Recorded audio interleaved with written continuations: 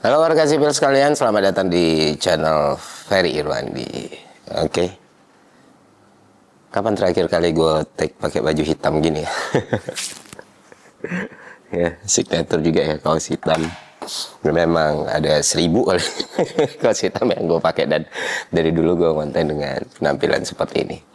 Anyway, seperti yang gue janjikan ke teman-teman semua di Instagram ya, mungkin pada lihat. Banyak yang mengganjal, banyak yang bertanya, banyak yang heran. Kenapa? Kenapa itu kan dasar pertanyaan filsafat ya. Dasar ontologis gitu kan. Why? Kenapa ini terjadi? Kenapa lu kayak gini? Apa yang sebenarnya lu lakukan? Kenapa lu jadi songong? Kenapa lu jadi pongah? Kenapa lu menyerang banyak orang? Kenapa lu nyenggol banyak orang? Dan ya, gue sangat senang dan sangat bersyukur pertanyaan-pertanyaan tadi muncul, sehingga konten ini bisa kita lahirkan. Dari sejak podcast sama Muslim, apa yang mau dibahas? Kalau ada perspektif menarik ini bahas nggak Pak? Saya ingin request ke Anda Apa? tentang Habib-Habib di Indonesia. Oke. Oke? Deal ya, ditunggu ya. Dari sejak itu muncul banyak sekali tuntutan gue untuk ngebahas konten soal gus-gusan dan perhabib-habiban. Bagaimana gue bisa melawan pengkultusan tersebut kalau gue sendiri membiarkan pengkultusan itu terjadi pada diri gue sendiri? Mudah untuk menunjuk-nunjuk atau menyalahkan pengkultusan yang terjadi di luar gue.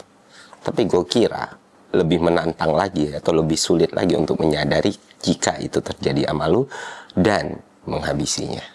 Ya, nggak pernah ngeliat kan?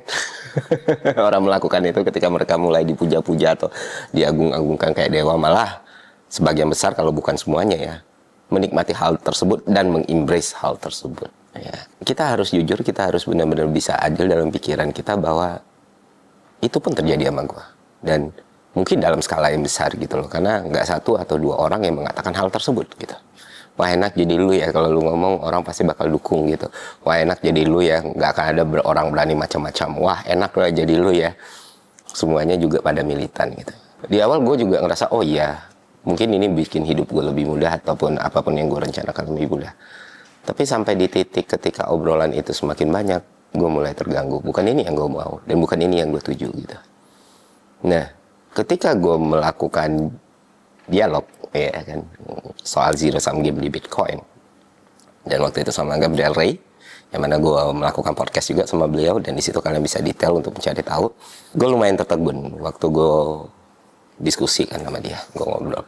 Ya mungkin Bapak bisa mengendalikan fans Bapak atau mengarahkan yang benar. Terus Ray bilang, itu kan di luar kontrol saya Pak, katanya. Apakah Ray salah mengatakan hal tersebut? Tidak salah, memang di luar kontrolnya beliau. Tapi bisa nggak ya kita melakukan intervensi terhadap hal tersebut? Nah itu yang jadi pertanyaan gue. Sebelum gue mengkritik pengkultusan atas sesuatu, gue harus melakukan sesuatu terhadap pengkultusan diri gue sendiri. Dan caranya seperti apa? Follower lama atau yang ngikutin konten gue mungkin udah ketahu-tahu atau udah paham ya.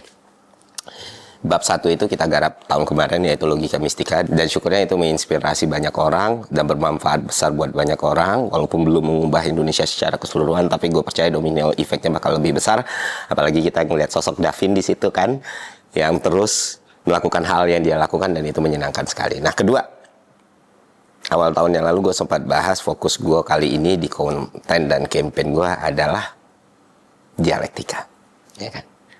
Dan itulah kenapa lo ngelihat konten gue banyak ngobrol sama orang sekarang. Tapi ini aja gue pikir nggak cukup. Kalau cuma sekedar obrolan, common konten gitu, nggak akan ada added value yang berarti. Orang akan melihat dengan cara yang sama ya kan. Nah maka dari itu yang pertama kali gue lakukan bersama tim Malaka juga, kita meriset habis-habisan apa yang membuat pengkultusan itu terjadi gitu. Dan kalau itu udah kita identifikasi dengan tepat, kita bisa juga melakukan hal kedua, mengubah dan menghapus itu semua ke arah yang lebih baik. Nah, salah satu poin di mana orang sangat suka dengan personality gue atau konten gue adalah gue konsisten di dalam adu argumen visual atau di dalam statement atau di dalam konten.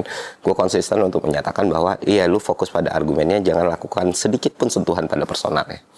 Itulah kenapa konten gue bisa naik, dan itulah kenapa ada orang yang bilang win rate 100% whatsoever, ya kan? Nah, salah satu yang paling sederhana yang bisa gue jelaskan ke teman-teman semua. Akhirnya gue melakukan apa yang selama ini orang pikir nggak gue lakukan, dan apa yang selama ini gue sampaikan kepada teman-teman semua. Gue sangat berharap poin itu bisa dikritik, disalahkan, atau bahkan digugat. Dan nggak masalah kalau dihujat.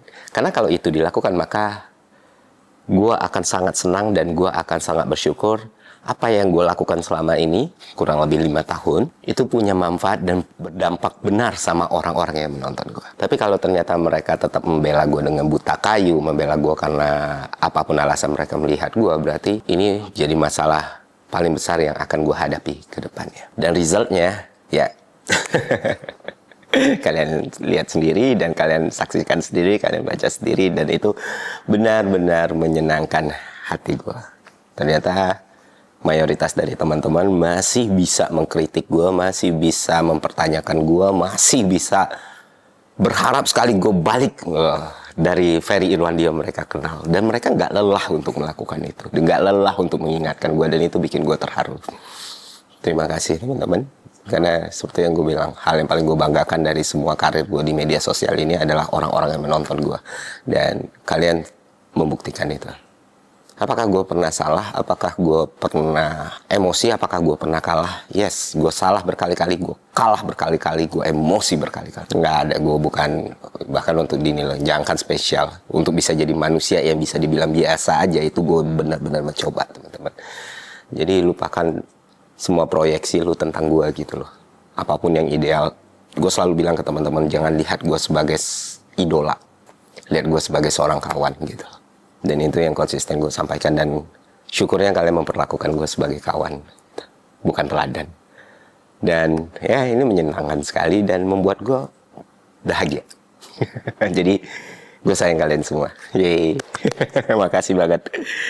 Dan campaign dialektika ini ternyata walaupun waktunya lebih singkat daripada Mistika kemarin, itu mendatangkan kesan yang luar biasa buat gue. Untuk menuju campaign selanjutnya itu logika. Tapi nantilah kita bahas logika ini. Nah, pertanyaan kenapa filsafat, Bang? Oke, itu mungkin bakal dijawab di podcast Malaka dengan Bang Martin Surajaya. Sedikit pengantar aja teman-teman, mungkin teman-teman bingung ya. Kenapa yang marah, kenapa yang menggugat itu rata-rata yang masih muda, atau yang baru lulus, atau baru masuk kuliah, atau yang masih sedang kuliah. Kenapa abang-abangannya, oji-ojinya, orang-orang tuanya malah ketawa-tawa aja, bahkan ada yang mendukung kayak Mas Putu Tea, ya udah hapus aja, atau Dea gitu kan, atau Bang Martin, atau Rocky gitu-gitu. Nah itu juga bisa kalian jawab di konten obrolan gue dengan Bang Martin Surajaya dan Dea Anugrah di Malaka yang tayang besok ya kalau nggak salah ya. Jadi nggak perlu gue jelasin panjang lebar supaya kalian nonton itu konten. Nah, terus tujuannya apa, Bang? Sebenarnya goals besarnya apa? Nah, itu kalian bisa simak obrolan gue dengan Sabda PS yang bakal tayang di minggu ini juga gitu. Rencananya di hari Sabtu. Nah, latar belakangnya lu bisa tonton konten yang gue ngobrol dengan Gabriel Ray yang akan kami tayangkan between itu. Mantap kan? Oke, dari hal ini juga kita melihat banyak sekali orang-orang yang luar biasa ya teman-teman. Nah, seperti yang kalian tahu, gue membuka ruang dialektika seluas-luasnya gitu.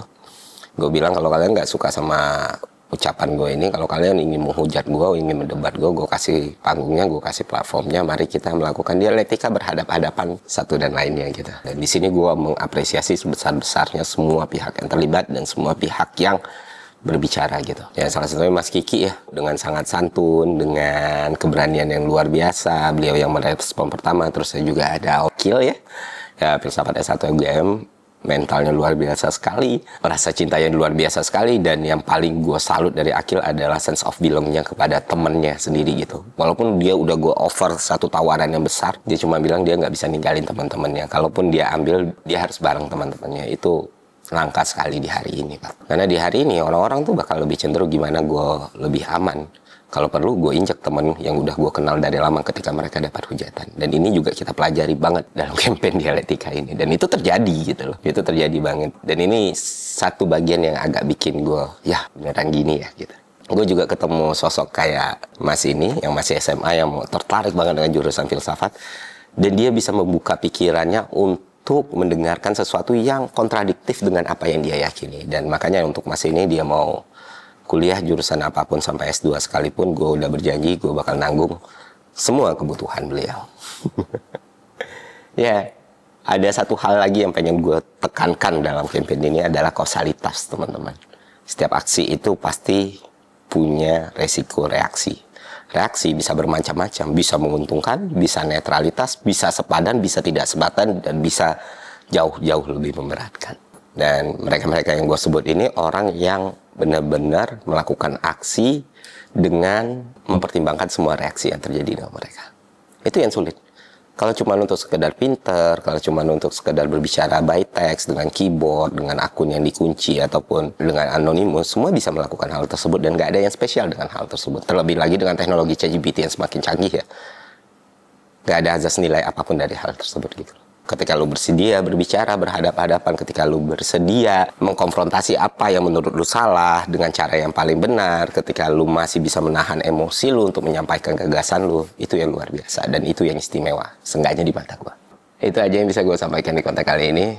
Ada banyak kekalahan, ada banyak kesalahan, ada banyak kemarahan, ada banyak kekurangan yang gue lakukan. Dan ini gue sampaikan bukan cuma untuk orang-orang yang memang langsung bersinggungan ya, tapi untuk orang-orang yang berharap ke gue. Gue minta maaf atas hal tersebut. Semoga gue bisa menjadi pribadi yang lebih baik di kedepan hari. Itu aja konten kali ini, semoga bermanfaat. Sampai jumpa di konten selanjutnya. See ya.